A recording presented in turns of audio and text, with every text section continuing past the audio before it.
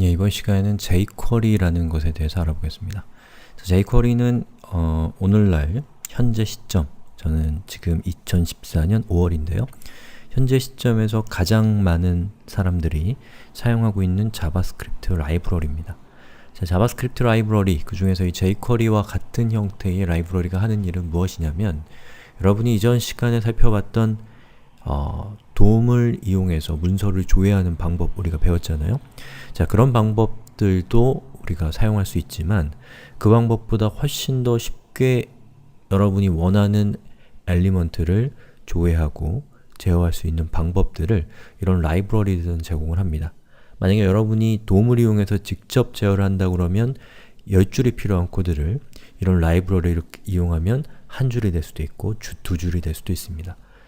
훨씬 더 적은 코드로 더 많은 일을 할 수 있고, 그렇게 되면 결국에는 어떤 코드의 가독성이라든지 또는 유지보수의 편의성이라든지 이런 것들이 같이 높아지는 그런 효과를 가질 수가 있게 되는 것이죠.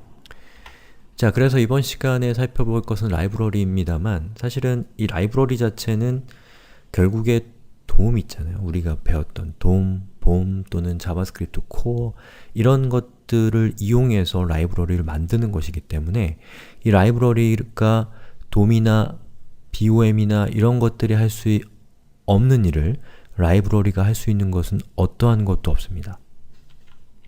다만 라이브러리를 이용하면 자주 사용하는 어떤 패턴, 자주 사용하는 어떤 이 작업들, 이러한 것들을 효율적으로 할 수 있도록 모아둔 일종의 도구라는 것이죠. 그 얘기는 뭐냐면, 여러분이 라이브러리만 배우게 되면 라이브러리가 제시하는 기능들에 갇힐 수가 있다는 겁니다. 라이브러리 바깥쪽에 있는 기능을 알기가 어렵다라는 것이죠.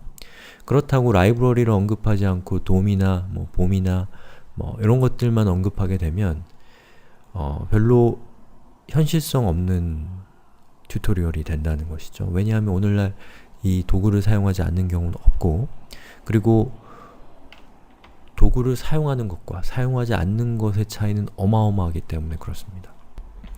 즉, 이 돔과 같이 뭔가 원론적이고 이 원리라고 할 수 있는 부분들과 이 라이브러리라고 하는 효율적인 도구는 사실은 어쩔 수 없이 같이 갈 수밖에 없는 그런 관계에 있다라고 할 수가 있는 것이죠. 그래서 제가 우리 수업은 기본적으로는 자바스크립트로 웹페이지를 제어하는 방법에 대한 수업이지만, 현실적으로 그것을 보다 쉽게 해주는 라이브러리로서 jQuery를 선정한 것이지만 꼭 jQuery일 필요는 없다는 것이죠. 여러가지 좋은 라이브러리들은 또 세상에 아주 많습니다. 그리고 만약에 기회가 되면 저는 다른 라이브러리도 우리 수업에 추가를 한다거나, 또는 언젠가는 jQuery가 또 사람들이 사용하지 않는 라이브러리가 될 수 있겠죠. 그러면 우리 수업에서 이 jQuery에 해당되는 부분만 싹 다른 라이브러리로 바꾸거나 이런 식으로 수업을 나중에 변화시킬 가능성도 가지고 있습니다. 아무튼 그렇다는 겁니다.